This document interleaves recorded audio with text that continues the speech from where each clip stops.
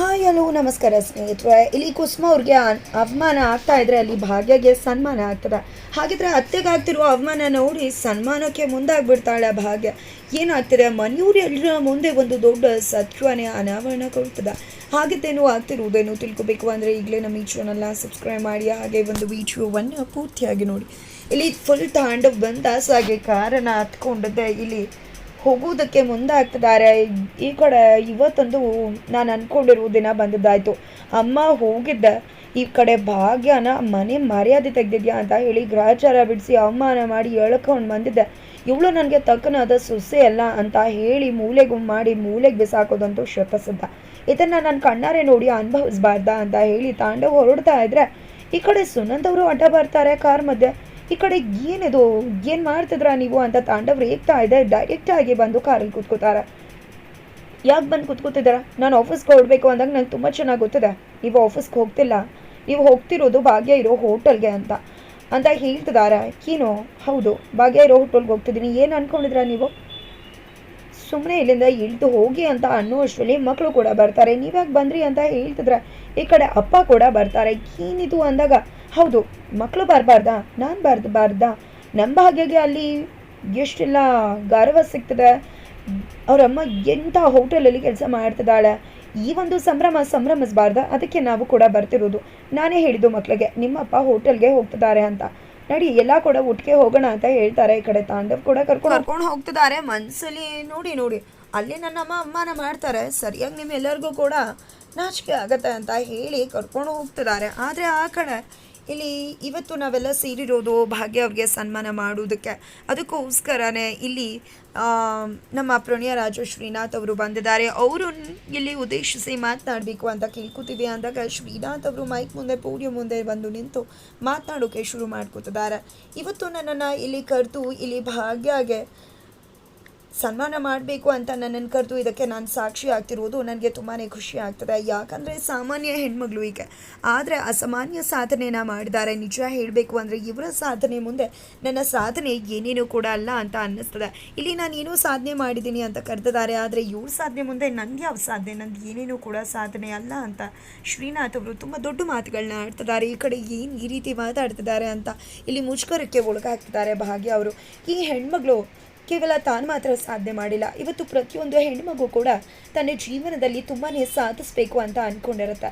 ಆದರೆ ಅಂಥ ಎಲ್ಲ ಹೆಣ್ಮಕ್ಳುಗಳಿಗೂ ಕನಸನ್ನು ಈಡೇರಿಸ್ಕೊಳ್ಳೋದಕ್ಕೆ ಈಕೆ ಸ್ಫೂರ್ತಿಯಾಗಿ ನಿಂತ್ಕೋತಾರೆ. ಇವತ್ತು ನಮ್ಮ ಹೆಣ್ಮಕ್ಳುಗಳು ಅಡುಗೆ ಮನೆಗೆ ಸೀಮಿತವಾಗಿರ್ತಾರೆ. ಅಡುಗೆ ಮಾಡೋದು, ರುಚಿಯಾಗಿ ಬಡಿಸೋದು, ಮಕ್ಳುಗಳನ್ನ ನೋಡ್ಕೊಳ್ಳೋದು, ಮನೆಯವ್ರನ್ನ ನೋಡ್ಕೊಳ್ಳೋದು, ಇದೇ ಅವರ ಬದುಕಾಗ್ಬಿಡಿರುತ್ತೆ. ತನಗೆ ಚಪ್ಪಲಿ ಇಲ್ಲ ಅಂದರೆ ತನ್ನ ಮಗು ಶೂಸ್ ಚೆನ್ನಾಗಿರಬೇಕು ಅಂತ ಹೇಳಿ ಅದಕ್ಕೆ ಪಾಲಿಷ್ ಮಾಡ್ತಾರೆ. ತಾನು ಬಟ್ಟೆ ನೆಟ್ಟಿಗೆ ಹಾಕ್ಕೊಳ್ಳಿಲ್ಲ, ಅರ್ಧೋಗಿರೋ ಬಟ್ಟೆ ಹಾಕ್ಕೊಳ್ಳಿ, ಹಳೆ ಬಟ್ಟೆ ಹಾಕ್ಕೊಂಡು ಕೂಡ ತನ್ನ ಗಂಡ ಒಳ್ಳೆ ಐರನ್ ಬಟ್ಟೆ ಹಾಕ್ಕೊಂಡು ಹೋಗಬೇಕು, ಹೊಸ ಬಟ್ಟೆ ಹಾಕ್ಕೊಂಡು ಹೋಗಬೇಕು ಅಂತ ಆಸೆ ಪಡ್ತಾರೆ. ಇದರ ನಡುವೆ ಹೆಣ್ಮಕ್ಳುಗಳಿಗೆ ತುಂಬಾ ಸವಾಲುಗಳಿರುತ್ತೆ, ತುಂಬಾ ಆರೋಗ್ಯ ಪ್ರಾಬ್ಲಮ್ ಕೂಡ ಆಗುತ್ತೆ. ತನಗೆ ಎಷ್ಟೇ ಹುಷಾರಿಲ್ಲದೆ ಇದ್ರೂ ಕೂಡ ಅತ್ತೆ ಮಾವನಿಗೆ ಮಾತ್ರೆ ಕೊಡುವುದನ್ನು ಮರೆಯೋದಿಲ್ಲ, ಅವ್ರನ್ನ ಕೇರ್ ಮಾಡೋದನ್ನು ಮರೆಯೋದಿಲ್ಲ. ಇಂಥ ಹೆಣ್ಮಕ್ಳು ಕನಸುಗಳು ತುಂಬಾ ಮುಷ್ಟಿಲ ಇಟ್ಕೊಂಡ್ಬಿಟ್ಟಿರ್ತಾರೆ. ಅಷ್ಟೆಲ್ಲ ಕನಸುಗಳನ್ನ ಹೊತ್ತು ಇದನ್ನೆಲ್ಲ ನಿಭಾಯಿಸಿ ಆಕೆ ಒಂದು ಹೆಣ್ಮಗು ಸಾಧನೆ ಮಾಡೋದು ಅಂದರೆ ಅದು ಅಂದಿಂದ ವಿಷಯ ಅಲ್ಲ, ಅಷ್ಟು ಸುಲಭ ಸಾಧ್ಯ ಕೂಡ ಅಲ್ಲ. ಇದು ಎಲ್ಲದರ ನಡುವೆ ಈಕೆ ಸಾಧನೆ ಮಾಡಿ ಇಲ್ಲಿ ಬಂದು ನಿಂತಿರುವುದನ್ನು ನೋಡ್ತಾ ಇದ್ರೆ ಅವ್ರಿಗೆ ತುಂಬ ಹೃದಯದಿಂದ ಅವ್ರನ್ನ ವಿಶ್ ಮಾಡಬೇಕು ಅಂತ ಅನಿಸ್ತದೆ. ಜೊತೆಗೆ ಅವ್ರು ಮಾಡಿರೋ ಸಾಧನೆ ಅಂತಂದದ್ದಲ್ಲ, ಜೊತೆಗೆ ಈ ಒಂದು ಸಮಾಜದಲ್ಲಿ ಹೆಣ್ಮಕ್ಳುಗಳು ಈ ಎಲ್ಲದರ ನಡುವೆ ಸಾಧನೆ ಮಾಡಬೇಕು ಅಂದ್ಕೊಂಡು ಸಮಾಜ ಏನು ಹೇಳ್ಬೋದು, ಅದಕ್ಕೆ ಹೇಗೆ ಉತ್ತರ ಕೊಡೋದು ಅಂತ ಹೆಣ್ಮಕ್ಳು ಅನ್ಕೋತಿರ್ತಾರೆ. ಆದರೆ ಇವತ್ತು ಭಾಗ್ಯ ಆ ಸಮಾಜಕ್ಕೆ ಮನಸ್ಸಲ್ಲಿರೋ ಪ್ರಶ್ನೆಗೆ ಹೇಗೆ ಉತ್ತರ ಕೊಡಬೇಕು ಅನ್ನೋದಕ್ಕೆ ಈಕೆ ಸ್ಫೂರ್ತಿಯಾಗಿದ್ದಾಳೆ. ಇದನ್ನು ನೋಡಿ ಎಲ್ಲ ಹೆಣ್ಮಕ್ಳು ಕೂಡ ಧೈರ್ಯ ಬರುತ್ತೆ. ಭಾಗ್ಯ, ಜಸ್ಟ್ ನೀವು ಇಲ್ಲಿಗೆ ನಿಮ್ಮ ಸಾಧನೆ ನಿಲ್ಬಾರ್ದು, ನಿಮ್ಮ ಸಾಧನೆ ಮುಂದೆ ಹೋಗಬೇಕು. ನೀವು ನಿಮ್ಮ ಸಾಧನೆ ಜೊತೆಗೆ ಎಲ್ಲರ ಸಾಧನೆಗೆ ನೀವು ಒಗ್ಗೂಡಿ ಕೆಲಸ ಮಾಡಬೇಕು. ಎಷ್ಟು ಹೆಣ್ಮಕ್ಳುಗಳ ಕನಸುಗಳಿಗೆ ಬಣ್ಣನ ತುಂಬಬೇಕಾಗತ್ತೆ ನೀವು ಅಂತ ಹೇಳ್ತಿದ್ದಾರೆ. ಜೊತೆಗೆ ನೀವು ಇದಕ್ಕೆ ಅವರಿಗೆ ತುಂಬ ಹೃದಯದಿಂದ ಚುಪ್ಪಾಳಿನ ಹೊಡಿಬೇಕು ಅಂತ ಹೊಡಿಸ್ತಿದ್ದಾರೆ. ನಂತರ ಇಲ್ಲಿ ಕುಸುಮ ಅವ್ರು ಬರ್ತಾರೆ ಒಳಗಡೆ. ಈ ಕಡೆ ಎಲ್ಲವನ್ನ ಕೂಡ ನೋಡ್ತಿದ್ದಾರೆ. ಜೊತೆಗೆ ಇಲ್ಲಿ ಸೂಪರ್ವೈಸರ್ ಅಂತೂ ಅಲ್ಲಿ ಒಂದಿಬ್ಬರು ಅವರ ಕೊಲೀಗ್ಸ್ ಇರ್ತಾರೆ. ಅವ್ರ ಹತ್ರ ಇದಕ್ಕೆಲ್ಲ ಕಾರಣ ನಾನೇನೆ, ಭಾಗ್ಯನ ಎಲ್ಲ ಕೂಡ ಬೇಡ ಕೆಲಸಕ್ಕೆ ತೊಗೊಳ್ಳೋದು, ಕನ್ನಡನೇ ಬರುತ್ತೆ, ಬೇರೆ ಯಾವ ಭಾಷೆ ಕೂಡ ಬರುವುದಿಲ್ಲ, ಇವ್ರು ಬೇಡ ಅಂತಿದ್ರು. ಆದರೆ ನಾನು ಬೇಕೇ ಬೇಕು ಅಂತ ಭಾಗ್ಯ ಅವ್ರನ್ನ ಸೆಲೆಕ್ಟ್ ಮಾಡಿಕೊಂಡು ಇವತ್ತು ನೋಡಿ ನಮಗೆ ಎಂಥ ಒಂದು ಗೌರವ ಸಿಗ್ತದೆ ಇವರಿಂದ ಅಂತ ಹೇಳ್ತಿದ್ರು. ಹೌದು ಸರ್, ಭಾಗ್ಯವ್ರು ಮಾಡಿರುವ ಸಾಧನೆ ಅಷ್ಟಿಷ್ಟ, ಭಾಗ್ಯವ್ರಿಂದ ಎಷ್ಟೆಲ್ಲ ನಮ್ಮ ಹೋಟೆಲ್ಗೆ ಹೆಸರು ಬರ್ತದೆ. ಅದರಲ್ಲೂ ನೀವು ಅವ್ರನ್ನ ಹಠ ಮಾಡಿ ಕರ್ಕೊಂಡಿದ್ದೀರಾ ಅಂದರೆ ಅವ್ರ ಜೊತೆ ನಿಮಗೂ ಕೂಡ ಸನ್ಮಾನ ಆಗಬೇಕು ಅಂದಾಗ ಅಯ್ಯೋ ಬೇಡ ಬೇಡ ಅದೆಲ್ಲ ನಂಗೆ ಇಷ್ಟ ಆಗೋದಿಲ್ಲ, ಇದು ಏನಿದ್ರು ನಮ್ಮ ನಡುವೆ ಇಲ್ಲಿ ಅಷ್ಟೇ ಅಂದಾಗ ಏನು ಸರಿ ಬಂತು. ಒಂದು ಸಣ್ಣ ಕೆಲಸ ಮಾಡಿದ್ರು ಸೋಷಿಯಲ್ ಮೀಡಿಯಾದಲ್ಲಿ ಬ್ಯಾನರ್ ಹಾಕ್ಕೊಂಡು ದೊಡ್ಡದಾಗಿ ಹಾಕೋತಾರೆ, ಅಂಥದ್ರಲ್ಲಿ ನೀವು ಇಂಥ ದೊಡ್ಡ ಸಾಧನೆ ಮಾಡಿದ್ದು ಕೂಡ ಬೇಡ ಅಂತಿದ್ರಲ್ಲ, ಯು ಆರ್ ರಿಯಲಿ ಗ್ರೇಟ್ ಅಂತ ಹೇಳ್ತಾರೆ. ಅಷ್ಟರಲ್ಲಿ ಕುಸುಮಾನ ನೋಡಿದೆ ಸೂಪರ್ವೈಸರ್ EMI ಯಾಕೆ ಬಂದರೆ ದೊಡ್ಡ ಸೀನ್ ಕ್ರಿಯೇಟ್ ಮಾಡುತ್ತೆ ಅಷ್ಟೇ ಅಂದ್ಕೊಂಡಿದ್ದೆ.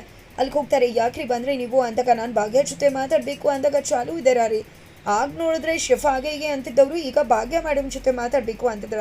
ಅಷ್ಟು ಬಗ್ಗೆ ಹೆಸರು ತಿಳ್ಕೊಂಡು ಬಂದಿದ್ರ ಅಂದಾಗ ಭಾಗ್ಯ ಮೇಡಮ ಅಂದಾಗ ಹೌದು ಭಾಗ್ಯ ಮೇಡಮೇ ಅಂತ ಹೇಳ್ತಿದ್ದಾರೆ. ಅಪಾಯಿಂಟ್ಮೆಂಟ್ ಇದೆಯಾ ನಿಮ್ಮ ಹತ್ರ ಅಂದಾಗ ಯಾವ ಅಪಾಯಿಂಟ್ಮೆಂಟ್ ಏನಿಲ್ಲ, ನಾನು ಅಂತ ಹೇಳಿ ಬರ್ತಾರೆ ಅಂದಾಗ ಏನು ನಿಮ್ಮ ಹೆಸರೇ ನಾನು ಅಂತ ಹೇಳ್ತಿದ್ದಾರೆ. ಇಲ್ಲ ನಾನು ಭಾಗ್ಯ ಅತ್ತೆ ಕುಸುಮ ಅಂತ ಹೋಗಿ ಹೇಳಿ, ನಾನು ಇರೋ ಕಡೆನೇ ಅವಳು ಬರ್ತಾಳೆ ಅಂದಾಗ ಹೌದಾ ನೀವು ಅವ್ರ ಅತ್ತೆನಾ, ಅಯ್ಯೋ ಹೌದಾ ಅತ್ತೆ ಅಂದಾಗ ನಾನು ಯಾಕೆ ನಿನಗೆ ಅತ್ತೆ ಆಗಲಿ ಅಂತ ಕುಸುಮವ್ರೆ ಹೇಳ್ತಿದ್ರೆ, ನಾನು ಭಾಗ್ಯ ಅಣ್ಣ ಅಂದಮೇಲೆ ನೀವು ನನಗೆ ಅತ್ತೆ ಆಗಬೇಕಲ್ವಾ, ಸುಮ್ಮನೆ ಹೋಗ್ರಿ ಸುಮ್ಮನೆ ಏನು ಅತ್ತೆ ಅಂತ ಇದಂತೆ ಅಂತಿದ್ರೆ ನಾನು ನಿಜಾನೇ ಹೇಳ್ತಿದ್ದೀನಿ ಅಂತಿದ್ದಾರೆ. ಯಾರ್ರಿ ಸುಮ್ಮನೆ ಹೋಗ್ರಿ ಇಲ್ಲಿಂದ ಅಂತ ಹೇಳಿ ತಮ್ಮ ಕೊಲೀಗ್ಸ್ನ ಕರೆದು ಇವರು ಸುಮ್ಮನೆ ಮಾತಲ್ಲಿ ಹೇಳಿದರೆ ಕೇಳೋದಿಲ್ಲ, ಇವ್ರನ್ನ ಇಲ್ಲಿಂದ ಓದ್ ಕಳಿಸಿ ಅಂತ ಹೇಳಿ ಹೊರಗಡೆ ದಬ್ಬಿ ಅಂತ ಹೇಳ್ತಾರೆ. ಈ ಕಡೆ ಕುಸುಮರು ಬಿಡ್ರಿ ಹೆಣ್ಮಕ್ಳ, ನಾನು ಹೇಳ್ತಿರೋದು ನಿಜಾನೇ, ಭಾಗ್ಯ ನನ್ನ ಸೊಸೆನೇ, ದಯವಿಟ್ಟು ಬಿಟ್ಬಿಡಿ ಹೆಣ್ಮಕ್ಳ ಅಂತ ಕೇಳ್ಕೊತಿದ್ದಾರೆ, ಬಿಟ್ರಿ ಅಂತ ಬೇಡ್ಕೊತಿದ್ದಾರೆ. ಆದರೂ ಕೂಡ ಅವರಿಬ್ಬರು ಕೂಡ ಬಿಡ್ತಾ ಇಲ್ಲಿ ಕುಸುಮವ್ರನ್ನ ಎಳಿತಾ ಹೊರಗಡೆ ದಬ್ಬಕ್ಕೆ ಸಿದ್ಧವಾಗ್ತಿದ್ರೆ ಆ ಕಡೆ ತಾಂಡು ಫ್ಯಾಮಿಲಿ ಜೊತೆ ಬರ್ತಾರೆ. ನಂತರ ಈ ಕಡೆ ಪೂಜಾ ಕೂಡ ಬರ್ತಾರೆ. ಈ ಕಡೆ ಎಲ್ಲರೂ ಕೂಡ ಎಂಥ ಹೋಟೆಲಲ್ಲಿ ನಮ್ಮ ಸೊಸೆ ಕೆಲಸ ಮಾಡ್ತಿದ್ದಾರೆ, ಮಗಳು ಕೆಲಸ ಮಾಡ್ತಿದ್ದಾರೆ, ಅಕ್ಕ ಅಮ್ಮ ಕೆಲಸ ಮಾಡ್ತಿದ್ದಾರೆ ಅಂತ ಮಕ್ಕಳು ಮಾವ ಅಮ್ಮ ತಂಗಿ ಎಲ್ಲ ಕೂಡ ಅನ್ಕೋತಿದ್ದಾರೆ, ಜೊತೆಗೆ ಖುಷಿ ಪಡ್ತಾ ಇದ್ದಾರೆ. ನಂತರ ಏನು ಬಾಬಾ ನೀವು ಕೂಡ ಬಂದುಬಿಟ್ಟಿದ್ದೀರಾ, ನನಗೆ ತುಂಬ ಚೆನ್ನಾಗಿ ಗೊತ್ತು ನೀವು ಯಾಕೆ ಇಲ್ಲಿಗೆ ಬಂದಿದ್ದೀರಾ ಅಂತ, ನೀವು ಇಲ್ಲಿಗೆ ಬಂದಿರೋದೇ ಹೊಟ್ಟೆ ಕಿಚ್ಚನ್ನ ತಡ್ಕೊಳಕ್ಕಾಗದೆ ಅಲ್ವಾ ಅಂತ ಹೇಳ್ತಿದ್ರೆ, ಹೌದೌದು ನಾವು ಬರೋಕ್ಕೂ ಮುನ್ನ ಇಲ್ಲಿ ಯಾರು ಬಂದಿದ್ದಾರೆ ಗೊತ್ತಾ, ಕುಸುಮಾಂಬಿ ಅವ್ರು ಬಂದಿದ್ದಾರೆ, ಅವ್ರು ಏನು ಮಾಡ್ತಾರೆ ಗೊತ್ತಾ, ನಿಮ್ಮ ಅಕ್ಕಂಗೆ ಅವಮಾನ ಮಾಡ್ತಾರೆ, ಯಾಕಂದರೆ ತನಗೆ ಹೇಳಿದೆ ಭಜನೆಗೆ ಹೋಗ್ತೀನಿ ಅಂತ ಸುಳ್ಳು ಹೇಳಿ ಇಲ್ಲಿ ಕೆಲ್ಸಕ್ಕೆ ಬಂದಿರೋದು, ಅಮ್ಮಂಗೆ ಕೆಲಸ ಇಷ್ಟ ಇಲ್ಲ ಅಂದಾಗ ಹೌದಾ ನೀವು ಅಂದ್ಕೊಂಡಾಗ ಏನೂ ಆಗೋದಿಲ್ಲ ಬಾಬಾ, ಖಂಡಿತ ಎಲ್ಲ ಕೂಡ ಒಳ್ಳೇದಾಗತ್ತೆ ನೋಡಿ, ಅಕ್ಕಂಗಲ್ಲಿ ಅವಮಾನ ಆಗೋದಿಲ್ಲ ಸನ್ಮಾನ ಆಗತ್ತೆ ಅಂತ ಹೇಳಿ ಎಲ್ಲರನ್ನ ಕರ್ಕೊಂಡು ಹೋಗ್ತಾ ಇದ್ದಾರೆ. ಈ ಕಡೆ ತಾಂಡವ್ ಕೂಡ ಹೋಗ್ತಿದ್ರೆ ಈ ಕಡೆ ಮಾತುಗಳು ಮುಗಿಯುತ್ತೆ. ನಂತರ ಇಲ್ಲಿ ಒಂದು ಗಿಫ್ಟನ್ನು ಭಾಗ್ಯಗೆ ಕೊಟ್ಟು ಸನ್ಮಾನಿಸಬೇಕು ಪ್ರಣಯ ರಾಜು ಶ್ರೀನಾಥ್ ಅವರು ಅಂತ ಹೋಸ್ಟ್ ಹೇಳ್ತಿದ್ದಾಗೆ ಈ ಕಡೆ ಅದನ್ನು ಓನರ್ ತೊಗೊಂಡು ಬರ್ತಾರೆ. ಈ ಕಡೆ ಶೆಫ್ ಭಾಗ್ಯ ಮೊಮೆಂಟಮ್ನ ಶ್ರೀನಾಥ್ ಅವರ ಮುಖಾಂತರ ಭಾಗ್ಯಗೆ ಕೊಡಿಸೋದಕ್ಕೆ ಮುಂದೆ ಹಾಕ್ತಿದ್ದಾರೆ ಇಲ್ಲಿ ಓನರ್. ಈ ಕಡೆ ಶ್ರೀನಾಥ್ ಅವರು ಭಾಗ್ಯಗೆ ಮೊಮೆಂಟಮ್ ಕೊಡಬೇಕು, ಅಷ್ಟರಲ್ಲಿ ಅಲ್ಲಿ ಗಲಾಟೆ ಆಗ್ತಿದೆ ಅಂತ ಅಂದ್ಕೊಂಡಿದ್ದೆ. ಭಾಗ್ಯ ತಿರುಗಿ ನೋಡ್ತಾರೆ, ಅಲ್ಲಿ ಅತ್ತೆನ ಹೇಳ್ಕೊಂಡು ಹೋಗ್ತಿರುವುದನ್ನು ನೋಡಿದ್ದೆ, ಶಾಕ್ಗೆ ಒಳಗಾಗ್ತಾರೆ. ತನ್ನ ಅತ್ತಿಗೆ ಏನು ಅವಮಾನ ಆಗ್ತಿದೆ ಅಂತ ತಕ್ಷಣ ಮೊಮೆಂಟಮ್ನು ಇಸ್ಕೊಳಿಗೆ ವೇದಿಕೆಯಿಂದ ಇಳಿದು ಓಡಿ ತನ್ನ ಅತ್ತೆ ಕಡೆ ಬರ್ತಾ ಇದ್ದಾರೆ. ಈ ಕಡೆ ಕುಸುಮವ್ರನ್ನ ಹೊರಗಡೆ ದಬ್ತಾ ಇದ್ದಾರೆ. ಹಾಗಿದ್ರೆ ಮುಂದೆ ಏನಾಗುತ್ತೆ ತಿಳ್ಕೊಬೇಕು ಅಂದರೆ ಮುಂದೆ ನಾವು ವಿಡಿಯೋಗೋಸ್ಕರ ವೇಟ್ ಮಾಡೋದನ್ನು ಮರಿಬೇಡಿ.